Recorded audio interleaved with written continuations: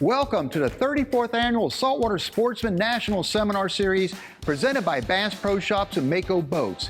The key to getting the most out of the seminar series is to listen to the small things, the subtle adjustments our faculty teams adhere to when the fishing might be tough or they're trying to target trophy game fish. That's what we call the gold nuggets of the seminar series. So come with me, let's get right to it and join, in progress, the Saltwater Sportsman National Seminar Series.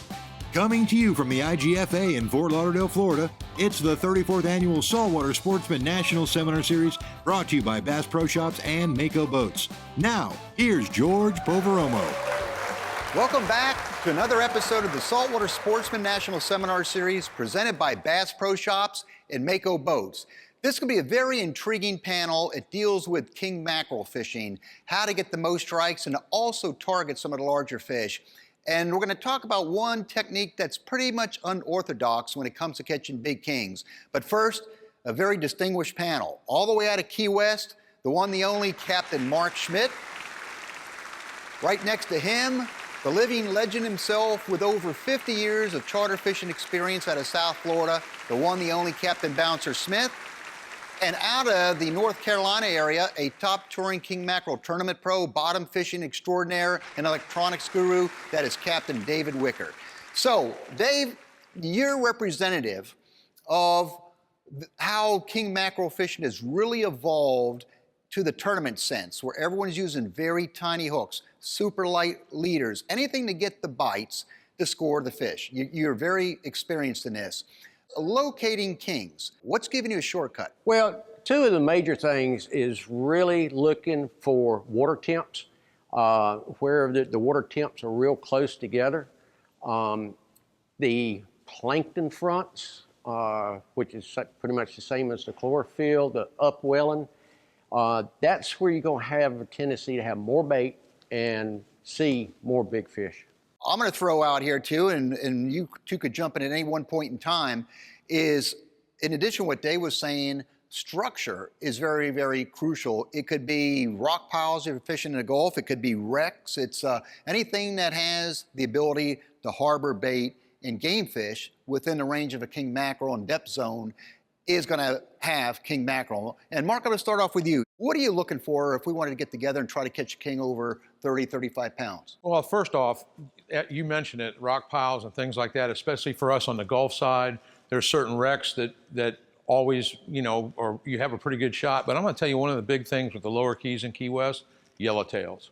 Those kingfish hang around those schools of yellowtail. So if you have no history whatsoever, you don't know where anything is, but you do know that where they've been catching yellowtail, that's where I would start to looking for kingfish. And I was sort of hoping you weren't going to let that one out of the bag, but that's been one of the big secrets for us in South Florida, Bahamas, and Bouncer is going to one up this. I could see it. No, that's really interesting. In the Keys, it's yellowtails, but especially from Miami up to Fort Pierce, it's where the Spanish mackerel are at, because the big kings zero in on feeding on those Spanish mackerel, and I've experienced that all the way back to the 70s in Islamorada when we were catching Spanish mackerel like crazy in Hawks Channel, and we had 50 and 60 pound kingfish eating our mackerel while we were fighting them. It was. And to your point too, those big kings will chase the Spanish mackerel right off the beach in 6, 7, 8, 10 feet of water too. A really big kingfish is habitat is predominantly up on the shelf in relatively shallow water. Now, in South Florida, whether you're down in the Keys or Miami or wherever you are, the drop-off is really quick. So you go 2 miles out in Miami or maybe 5 miles in the Keys, and you've got water that drops from 30, 40 feet down to 90 or 120 feet. So that's the main spot that people look for school kings.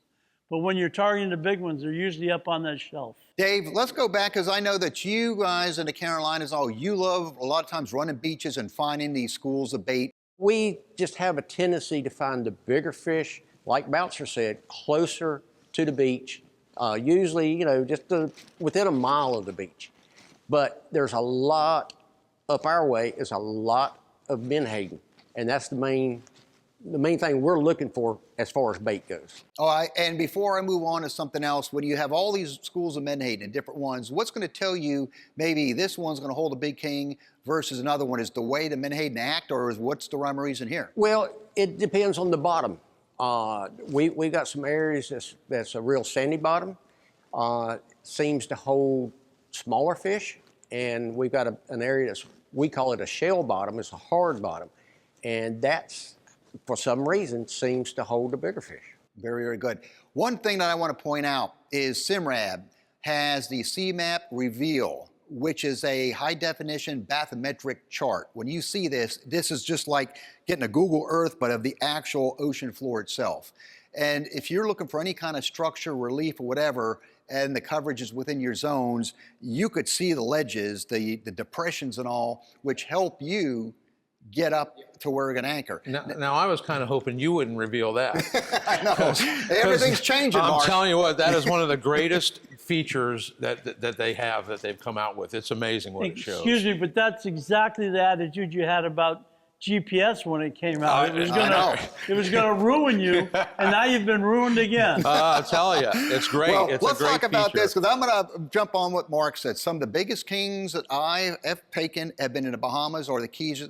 Is we'll go yellowtail snapper fishing first. We'll anchor up, we'll chum heavily, let the tails come up, and even though we might be going for king mackerel, we'll take a break, let's have fun, put some dinner in the boat, get a legal size yellowtail, and you send that rig out. If there's any big kings around, it's going to happen very, very fast on that. So, but we're going to get into some of the really nitty-gritty here. When we come back, we have to sell some sponsors' products first. So we'll be right back with the Saltwater Sportsman Seminar Series on king mackerel after this break. The Saltwater Sportsman National Seminar Series is brought to you by Simrad. Go with Simrad and go with confidence. Penn, let the battle begin. Sirius XM Marine, weather, fish mapping, and entertainment for anglers. Mercury Outboards, go boldly. Angle, portable fridge freezers, and high-performance coolers. George will be right back. Welcome back to the 34th Annual Saltwater Sportsman National Seminar Series from the IGFA in Fort Lauderdale, Florida. Brought to you by Bass Pro Shops and Mako Boats. Let's get right back to George.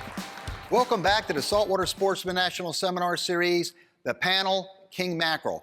Let's get right back to it. We were talking about bottom fishing, anchoring up for yellowtails, in our case, to try to get the bigger kings. Now, again, you talk about some of the advancements, another new service by Sirius XM called fish mapping.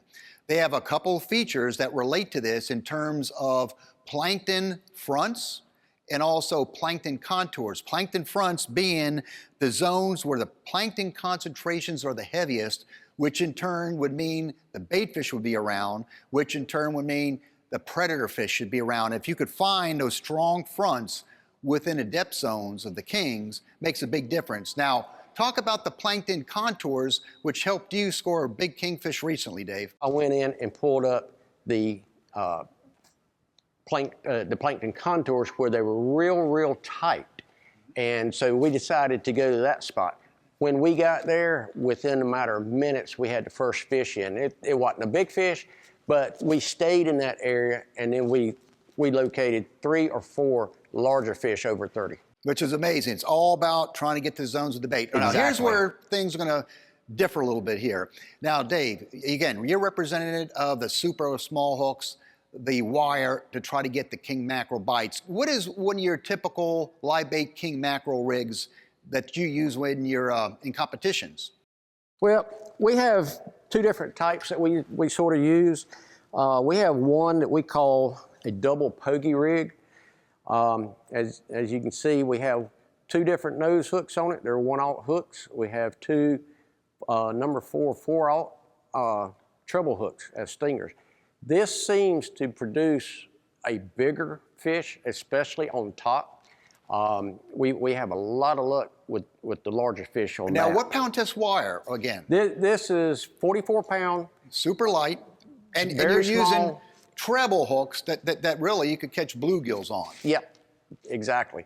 But we usually run a leader of about 36 to 48 inches.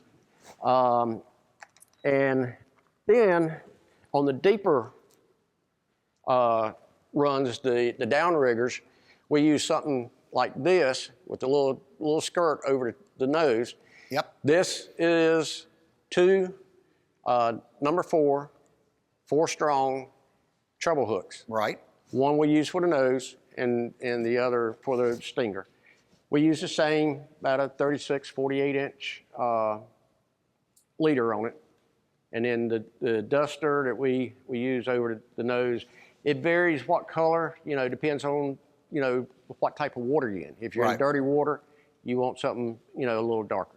All right. Now, go ahead, Bouncer. Is that titanium wire you're using? No, this is not. This is just regular 7-strand. And we always use coffee color up our So way. it's a braided, or a twisted wire? Yes. Gotcha. All right. By comparison, and the downfall of that is when you hook a big king, the tiny hooks, you have to finesse that fish. Let that fish run and exhaust itself. Otherwise, you put any extra heavy pressure, the hooks could rip. Yep. Or they may hooks will straighten pull out.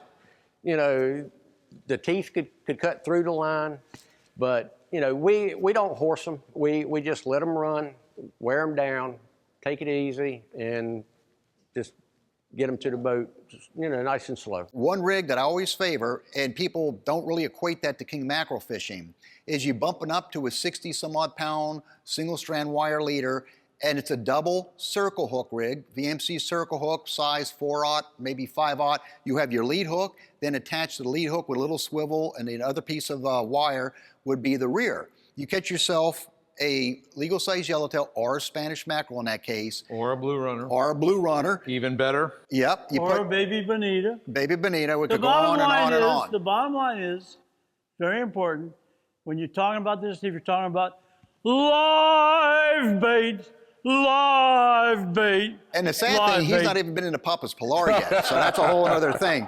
But the advantage of that is you put a yellowtail or your live bait out, put the rod in the holder. When a big fish crashes it, you're fighting them on 20-pound test line. You're going to have hooks that aren't going to pull their circles. They're not going to straighten out. You could apply as much pressure as you would in a typical fight.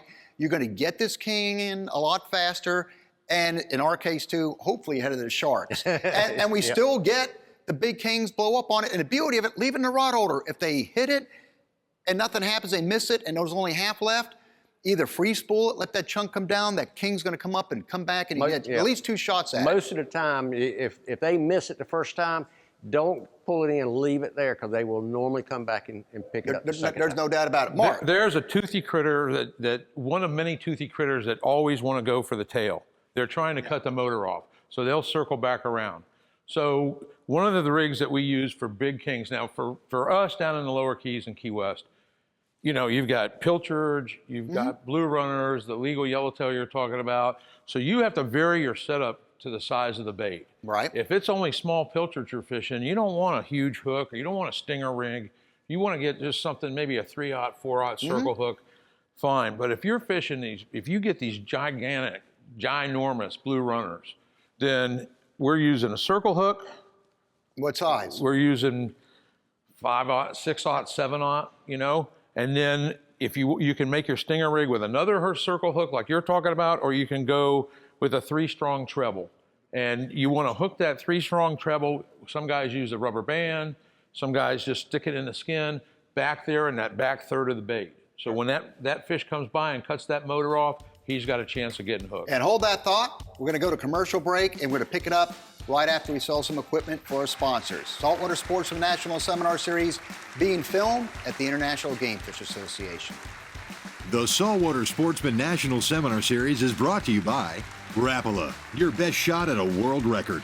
Suffix, always use the best line. VMC, your expert in hooks. Williamson Lures, for the pelagic playground.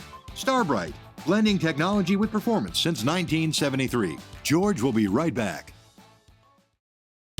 Welcome back to the 34th Annual Saltwater Sportsman National Seminar Series from the IGFA in Fort Lauderdale, Florida.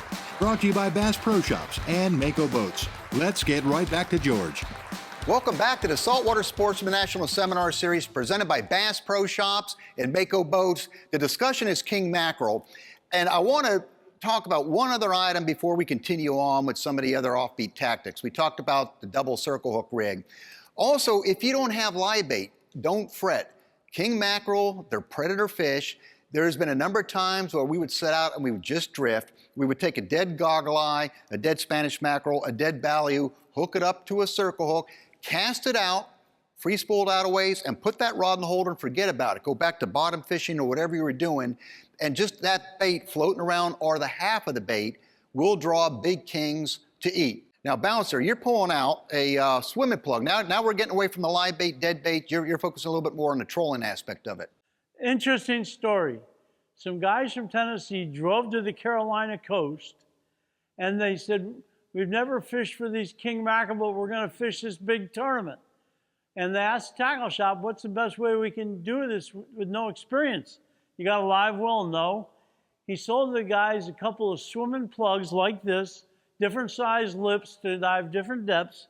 They went out from Tennessee, never caught a king mackerel, and won the tournament. Now, I'll grant you, this might be before you were born, George, but I was around back in those days, and those guys were really upset that those guys from Tennessee won the tournament with a swimming plug. But I've caught some really great kings. Well, school kings, you could troll those, and the school kings will turn them up, those Rapala CD18s or now the 30s and the 40s. But I do have a question for you when it comes to leaders. What pound test? Are you going to go with single strand? Are you going to go with mono? Are you going to go with cable? I use fluorocarbon leader with these, usually 60-pound test, because when a kingfish strikes, he almost always bites off the tail. And in the plug, he's going to do the same program. So I got all this hardware sticking out of his mouth. You get a lot more bites. It's deadly on the school kings and occasionally get a big one. All right, you're doing traditional white, hold that up, bucktail Okay, jig. so we have our traditional white bucktail jig, all right? Mm-hmm. But now a lot of times we'll put a chartreuse head. This happens to be an Upperman style. You can use arrowhead jigs, you can do, any type.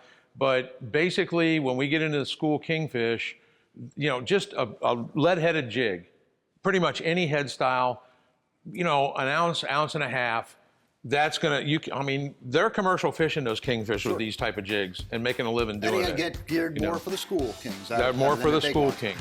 The Saltwater Sportsman National Seminar Series is brought to you by Columbia Sportswear. Stay cool and protected while fishing. Calcutta Outdoors. Hard-working outdoor gear.